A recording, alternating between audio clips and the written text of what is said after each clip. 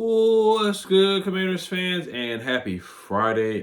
Just wanted to put up a preview video and then also really previewing the trade deadline for the Washington Commanders because it is November 4th. Today is Halloween, so happy Halloween. I know some people celebrate, some don't. Not really just celebrate, but at least like acknowledge it, take the kids out and stuff like that, trick or treat or whatever, different events like that. But getting back to the Commanders. The trade deadline is November 4th, which is Tuesday, which is 2 days after the Seahawks game. So the outcome of that game is really going to decide how we handle the trade deadline. We could still win and sell possibly, or we could still, if we lose, we're not buying anything. That's a fact. We could still win and not buy anything and not trade for anybody. Just because we just don't have a lot of draft capital. We don't have a lot of assets and players to really do player swaps. We don't have a lot of picks to really move. We have 6 picks, I believe. Let me look at our draft picks again. We don't have a second. We don't have a fourth due to trading Laramie Tunzel. So we just don't have a lot of draft capital. Now, Brian Robinson, he brought back, what we traded him for, a 6th-round pick? So we have we traded him for 6. So we have 2 sixths, 1 fifth, a 7th, a 3rd, and a 1st. So we have 1, 2, 3, 4, 5, 6. We have 6 picks. So we just don't have a lot to work with. If we had a 2nd-round pick, possibly we could get somebody if we were in buyer's mode, but we're just not sitting at 3 and 5. Like I said, hypothetically speaking, let's say we do dominate the Seahawks or we have a convincing win. Does that make Adam Peters believe in this team like last year, where we are close, where we just don't have a lot of edge rushers, and we try to make a move for an edge rusher? Now, we know we're not going to get Trey Hendrickson. We're not going to get Max Crosby. We're not going to get Myles Garrett. Now, this is an article from Albert Breer. So this is what kind of, like, I'm not thinking that we're going to buy anything. Trust me. I highly doubt we buy anything. But I'm just saying, hypothetically speaking, if we do beat the Seahawks, does Adam try to be a little aggressive and use one of those 6th-round picks? Now, a 6th-round pick is not going to get you much. I would definitely want to trade the third-round pick that we have. And we do have a 5th. So, he traded a 5th for Debo last year. So he doesn't really mind giving up 5th-round picks. Now, I'm going to read from the article from Albert Breer. Albert Breer says there's a few teams in the middle. One is the Commanders, who could use some edge help. We definitely do. Dietrich Wise out for the year. Javonte John Baptiste out for the year. Dorrance Armstrong out for the year. I mean, so many guys that are out for the year and just banged up at the edge rusher spot. Back to the article says, but have a few pieces, Javon Kinlaw, Debo Samuel, that teams may be interested in. Another is the 49ers.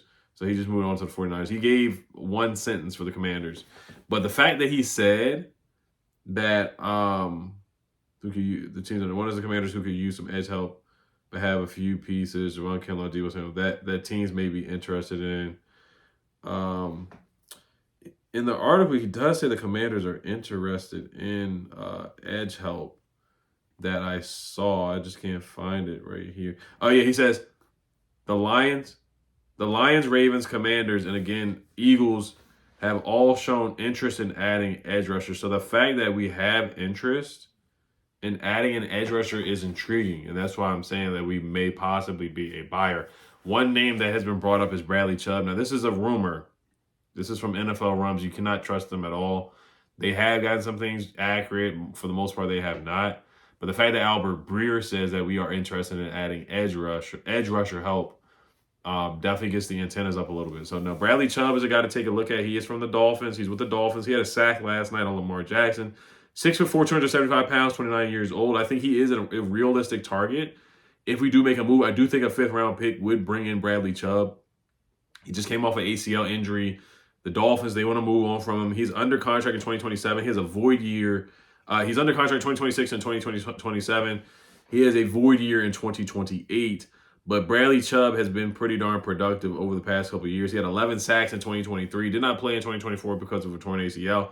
And then 2025 so far, he has 4 sacks in 9 games and 9 starts.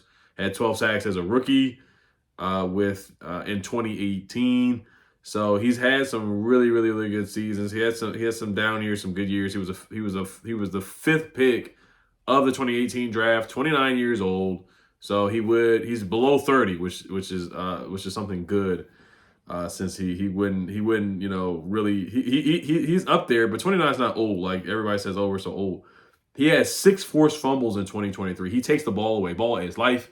And that's just something that we lack at every position on the defensive side of the ball, just taking the football away.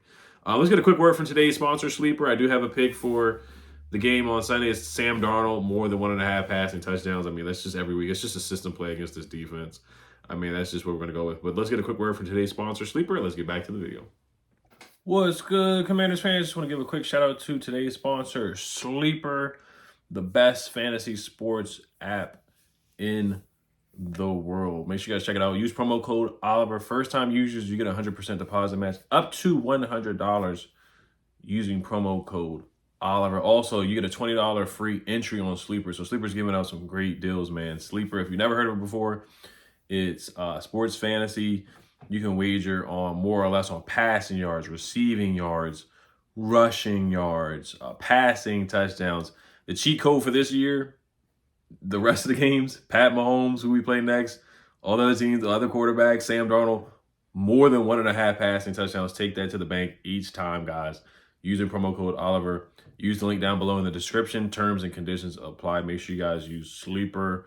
Great app, man. $20 free entry and then promo code Oliver for 100% deposit up to $100 for your first time users, guys. Let's get back to the video. All right, so like I said, Bradley Chubb is somebody to take a look at. He has 4 sacks so far.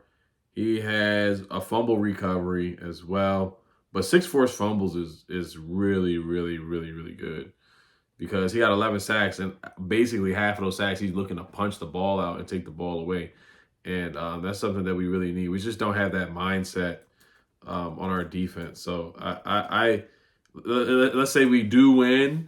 Jaden has a heck of a game, and we have like somewhat of a convincing win, like 28-20 or something like that.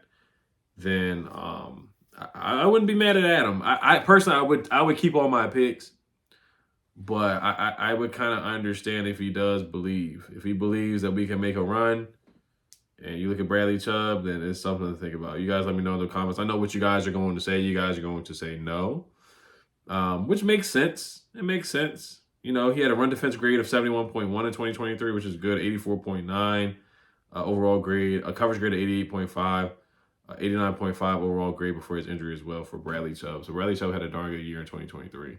So, I mean, he ran over Patrick Ricard last night to get to Lamar Jackson. He ran over Patrick Ricard. So, somebody to take a look at. Jalen Phillips is another guy to take a look at, too. I don't think we're going to go after him. And then some of the articles say, like I said, moving on from Javon Kinlaw, I highly doubt that happens. Moving on from Debo, if we lose, I could see that happening. You don't want to make your receiving core weaker, but you just want to get the asset because most likely I don't see them re-signing Debo next year. Just the injury history, that terrible drop. Even though he's been darn good throughout the first couple games of the year, he's been our best offensive player between him and Bill, other than Jaden Daniels. Between him and Bill, he's been our best player for sure. But, you know, it's just like, are you really going to resign him? He's going to be, 30, 31, the injury history, the Hill injury.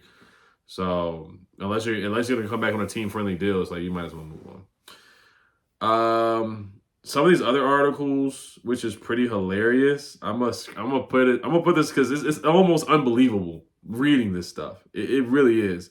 One article said that a team may be interested or they could target Ben Sinnott. It was the Browns. So the Commanders tight end Ben Sinnott. It said who could be targeted. The Commanders tight end Ben Sinnott, a 2024 second-round pick. Ben Sinnott remains tight end 3 on Washington's depth chart and has 7 career catches in 25 games, but he can block next to Harold Fannin Jr. and play in 13 personnel, which is good enough so for now. I mean, at this point, man, would you trade Ben Sinnott? It's something to think about. It's like, bro, like you can move up Lawrence Cager from the practice squad and get 7 catches, man. Like seriously, like it's at that point. Like you can get 7 catches over 2 years. You just don't want to give up on him yet. But if a team is offering like a 6th or something, which they're probably not, then I'm taking a look at it, to be honest with you. I really am. And just cutting your losses and then draft a tight end, and that could be better than Ben Sinnott. You know, that's something to think about there. Of course, Brandon Coleman, we're not going to move him because Laramie Tunsil, I think he's actually going to play. What's the injury report on Laramie Tunsil? He might actually play. Let me see, 14 hours ago. Laramie Tunsil was limited, so with the hamstring injury, so he may not play. We'll see what happens. But I would keep Brandon Coleman for depth. Marshawn Lattimore, if the Bears want him, if they want to give him a 7th-round pick, I would definitely gladly trade him, to be honest. Nobody's going to trade for Bobby Wagner. Nobody's going to trade for anybody like that. He's just too elderly, and he's on the last leg of his career. So that's not going to happen. So the only assets we really have is Debo and Marshawn, and Marshawn's really not an asset at all. I think Debo's the one. And Daron Payne, I would not trade. I would not trade Daron Payne. I just think you need somebody on the defensive line that can make an impact. You just don't want to gut your whole defensive line. Can you trust Johnny Newton yet?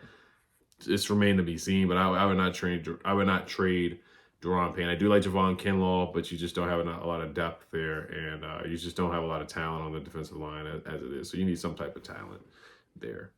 So, all right, that's really it. I guess I'll do a quick preview. I have us losing to the Seahawks. Keys to victory is establish some type of run game. They have a darn good run defense, so I don't see us really getting a run game going. Jaden's going to have to create with his legs and be dual threat. He did look good in practice, some of the practice clips that I saw, so he's going to be running around and scrambling.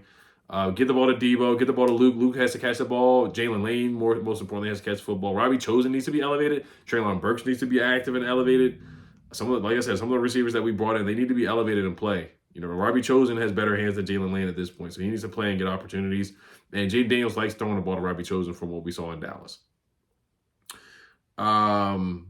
Special teams, kickoffs, make kicks, all that stuff. Jackson Smith and Jigba, I almost said Jigba, please don't let him go crazy. I know it's tough, but please don't let him go crazy and go off. Make Sam Darnold see ghosts. Put pressure on Sam Darnold. Let's look at the Seahawks offensive line here. Now, they have not given up a lot of sacks, but they do have some guys that are some weak links on that team. They have a rookie guard. I forgot his name. Gray Zabel. Go after him. Daron Payne and Javon Kinlaw run some stunts. Jacob Martin has to have a big game for sure. Right guard Anthony Bradford has struggled this year as well. Kenneth Walker, Zach Charbonnet. They struggle to run the football. Please stop the run, guys. Please make Sam Darnold one-dimensional. They average 3.7 yards per carry, which is second worst in the NFL. Please don't let them have a get-right game with the run game. Please don't allow that to happen. Challenges, timeouts, all this is going to be important. Cliff, get in your bag as much as possible. Jeremy McNichols got to catch the football. You got to use him as a receiver out there, too, because we're just so down bad at the receiver spot. That's really it, man. Force a turnover. Capitalize on turnovers if you can. But I would double Jackson Smith and Jigba. Watch out for Cooper Kupp and their tight end, A.J. Barner. I do have Zach Ertz. No, Zach having a bounce-back game. The Seahawks have struggled against tight ends. Cade Otton went crazy on them. Trey McBride went crazy on them. And another tight end went pretty crazy on the Seahawks, too.